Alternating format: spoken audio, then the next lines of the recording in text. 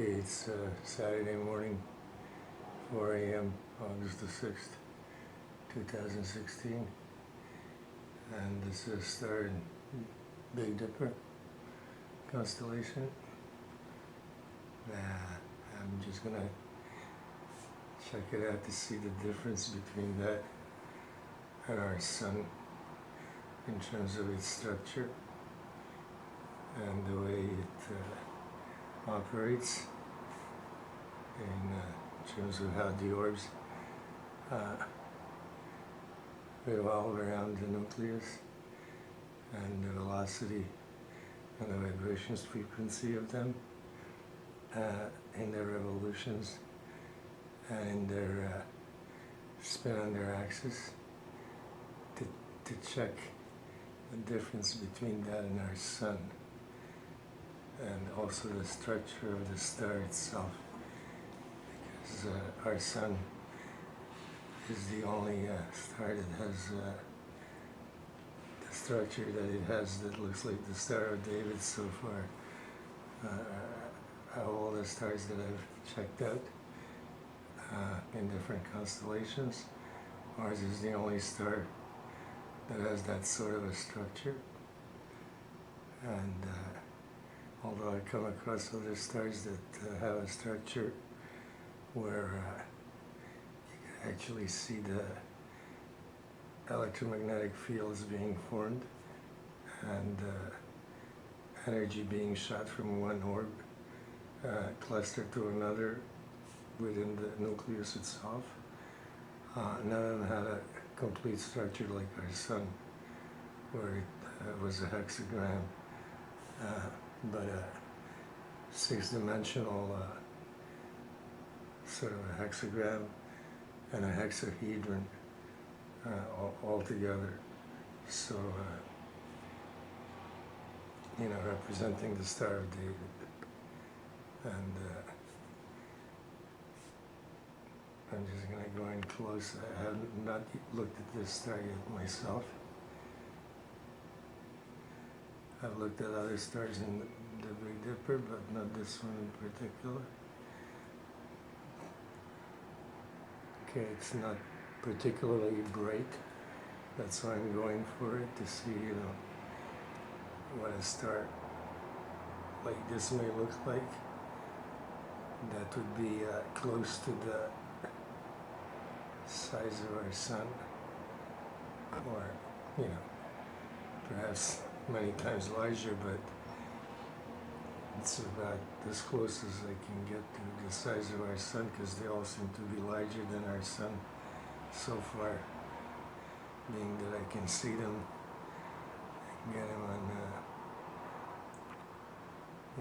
on video. Okay, it looks pretty much like other stars that I filmed, except I don't see that red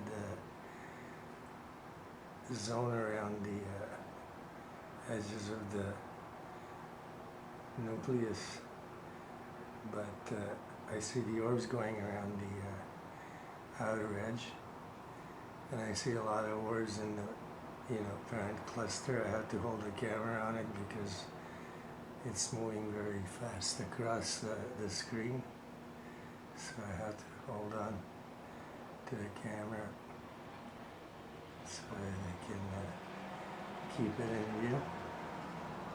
I'll try and keep it steady.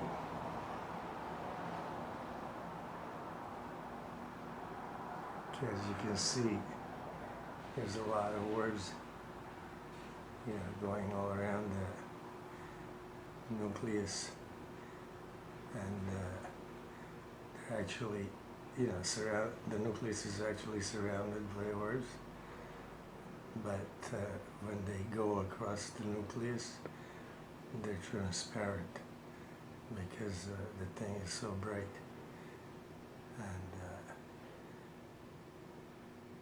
you can only see them on the outside of the nucleus and also around the edges of the nucleus, or around the circumference.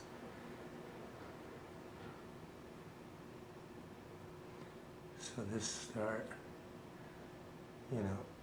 it's pretty normal.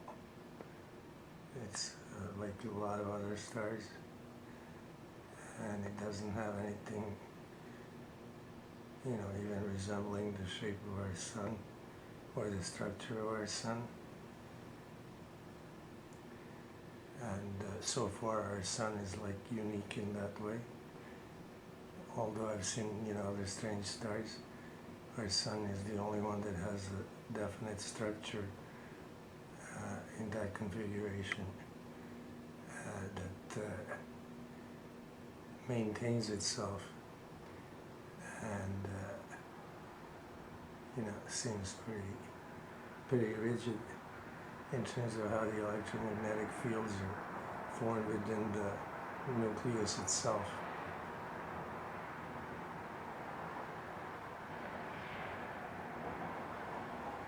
Now, I filmed our sun a few times already. It's been in the, shape and form of the Star of David. But my question is, how was he able to see it? Because I have to look on the screen and not straight at the sun, because it's pretty hard, if not impossible, to stare right at the sun and see it, see the shape. So, how is he able to keep looking at it and not, lose eyesight or damage his eyesight at least by doing so? I mean, after, his experience of seeing the star and taking it on as his star, he was able to use a slingshot and slay Goliath with it, hitting him in the head with a rock from a good distance away, which wasn't easy, so he must have had good eyesight to do that.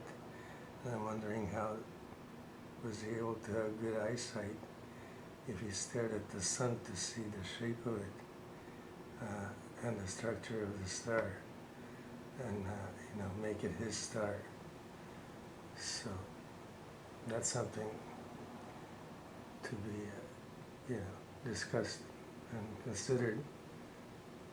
But right now I'm just showing a different star and different shaped star. And this star pretty much exemplifies, a normal star. And the only thing that's missing is the reactive red field around, around the nucleus, or, I'm sure the star is emitting radiation, but it doesn't seem to be like a lot. And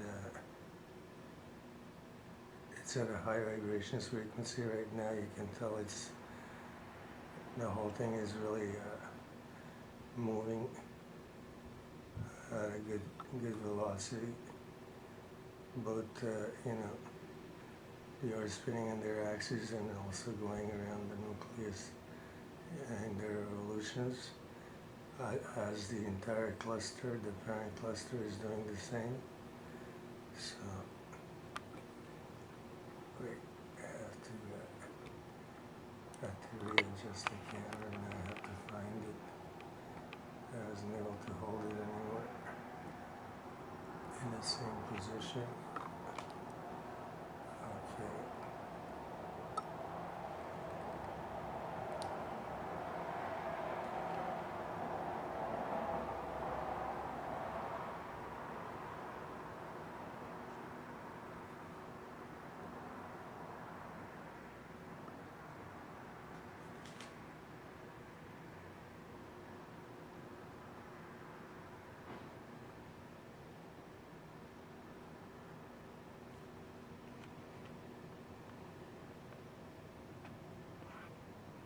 Okay, now I'm really close to it, and I have to really hold this thing steady at least for a minute to show, how the orbs are, or what the orbs are doing.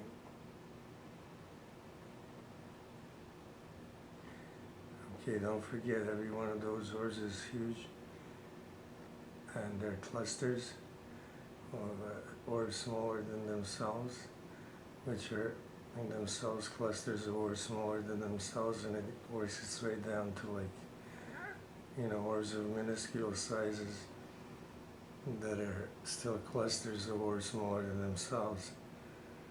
But that nucleus is formed with all those clusters combining together at high velocity and revolving around the center of the nucleus and creating an energy source which is surrounded by an electromagnetic field in order to hold it together and in place. But it's created by these energy beings, which are like beings of light energy, which is electromagnetic in nature, and they're creating a source of a power source for themselves where they can go and charge up and maintain their function within the larger cluster, because that nucleus serves like as a charging station. And it's also like a battery because it stores the energy. It's a perpetual, self-perpetuating actually energy cluster. And every one of those orb clusters that make it up is comprised of highly intelligent beings that are in an energy form, which have to maintain this kind of velocity of movement and all these revolutions around the nucleus in order to keep that thing going and keep the energy level high. So in order to maintain the nucleus in a perpetual sense, because it's not easy to start one up. So once they get it started, they have to maintain it, and that's a 24/7 kind of a thing, where they have to keep the vibrations, frequencies, and the velocities high, and maintain the nucleus. Now the nucleus, once it's all set up, the frequency can be varied, but never brought down low to a point where the energy can dissipate. It has to be maintained at a certain level in order to be, in existence, but the vibrations, frequency, and the velocity of the orbs around the nucleus, they can vary. It's like changing gears, so the star can operate at low or high frequency, but if it goes too low, it will, just kill the nucleus. The nucleus will just dissipate because the orbs will just use up the energy that's being depleted because there's not enough activity to maintain it. And if they go too high, then they're using up too much energy to create and maintain a nucleus that's not necessary. So being prudent, they never go way too high or way too low. They try and maintain a balance between the highs and lows, but within that balance they have a capability for variation of the frequencies to make them higher or lower within a certain range. That's not going to affect or jeopardize the nucleus itself.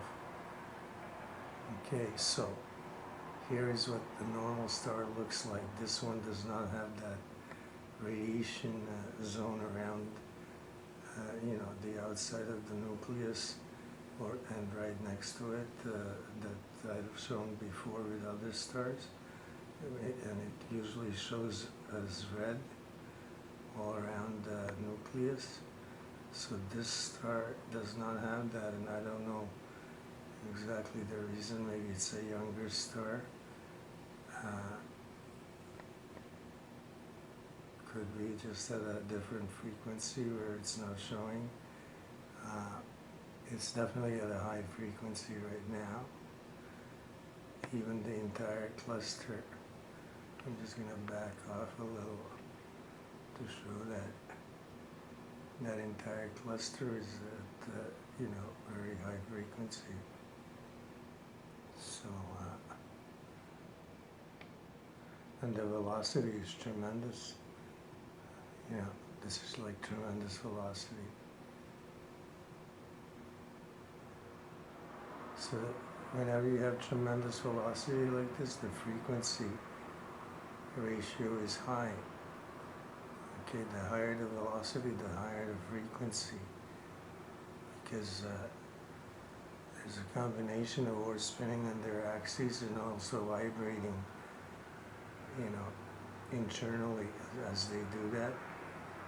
And then the velocity of the counterclockwise revolutions around the nucleus combined with all of that creates like a very high frequency environment and a high velocity environment. So you can see how fast everything is moving. And this is not abnormal for stars. This is not a normal situation, okay, to have it this high. But every one of those orbs or orb clusters that are all over the place and all throughout space, I mean, that's just an example of what space looks like all over. It's not a void. They're huge. Because in space, the clusters can be huge. They don't have any, any limitation as to what size they are. They could be, any size in terms of how big they are. There's nothing to stop them from being very large, huge. So, anyway, this is just for the books, I'm making a record. I've started making a record of different stars and what they look like, and in terms of comparing them to our sun and the structure of our sun, because none of the other stars that I've seen so far up close look like they're the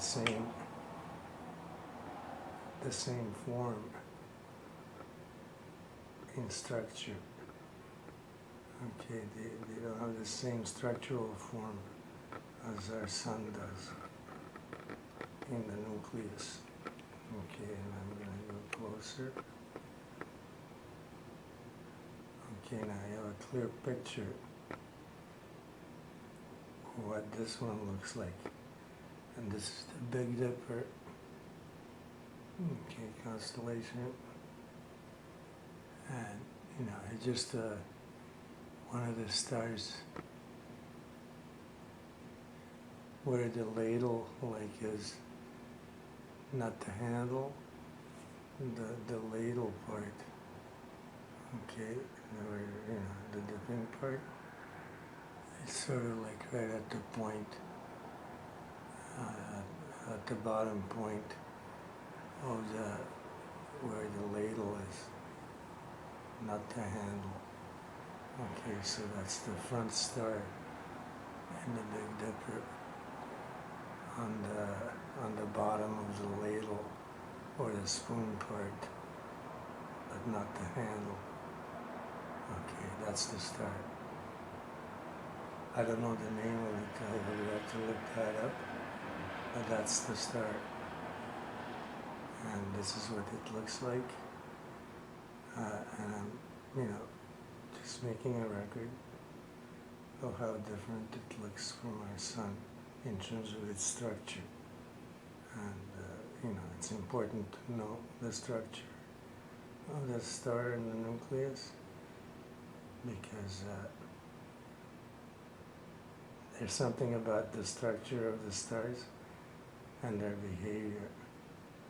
And don't forget, these are all intelligent entities that make up the nucleus and all the rest of this larger parent cluster, and then after that all of space. So they're everywhere, and there's no void. There's no void anywhere. This is how crowded it is everywhere.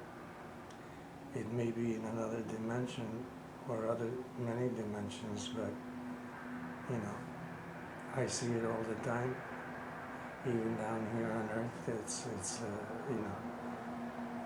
if you can see these things, they're all over the place, and it's just as crowded down here as it is up there. So to me, it's pretty much the same. But they're energy beings, and they're in another dimension, or many other dimensions. They're in all the other dimensions, and they control energy and can, go from an energy form to a physical form in a blink of an eye, very quickly. And they can take on any kind of shape, or any size shape even, because they take enough orbs, just the right size, to cluster up into whatever shape they want to be, and they can change color and texture and molecular composition into various types of matter, just by controlling energy. And they have full control over energy because they are beings of energy, and they're beings of pure energy, which is light. And they produce light by making stars like this. Okay, and when we look at the sky, we see these things, and they look round to us and everything, but I haven't seen a real round one yet. They show up different under different magnification. Like if you don't have enough zoom to get to it this close, then it looks round. If you have a camera that can get up at least halfway, but otherwise they look like little dots on a, if you have just an 80x camera or something like that, you're not going to get it much in terms of like what it looks like at all. I mean, you have to be over 200 and, no, you have to be around 300x to start getting close to knowing what the shape of the star is. Okay, you can't know with less zoom. It starts around at least 250, 300x. So, like without that, you can't tell the shape of a star or the nucleus. And that's a star of a larger, that's the nucleus of a larger cluster, which is the parent cluster for that sector. And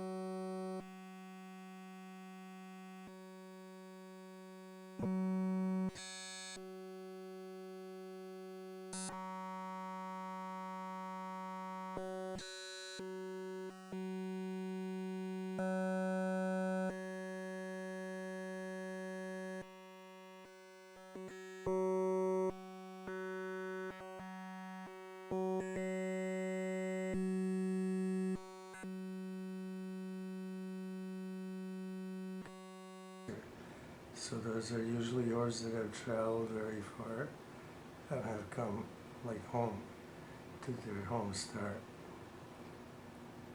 But they can be from anywhere because every star is a stargate, and also they can charge up orbs from other stars or other galaxies or from anywhere, other dimensions, other universes,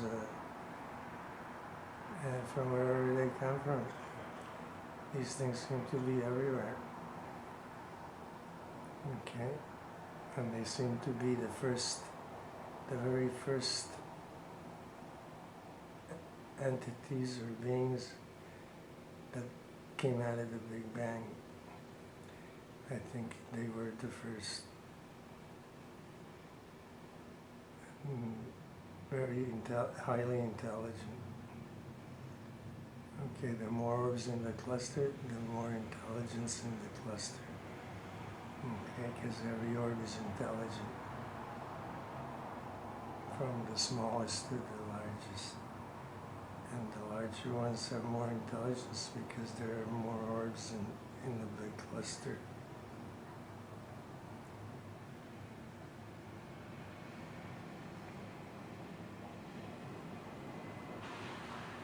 Okay, so this was the Big Dipper. The star was at the scoop side of the dipper on the bottom of it. It was not in the handle, and it was just a regular star, and it didn't have that radioactive red field around it that I normally see. And that was odd, because I see that all the time. This time it didn't show. So this star is either a younger star, or it's just not producing the kind of radiation that you would normally see in a star. Because every star that's like at half-life or whatever, produces radiation, and you can see the radiation field in red around the nucleus, and this star must be very young because it just doesn't have it. Now that I've been filming it for a long time, if it was going to have it, it would have, shown it already, but it hasn't, so I suspect it's a younger star, but, I don't know. I have never filmed it before.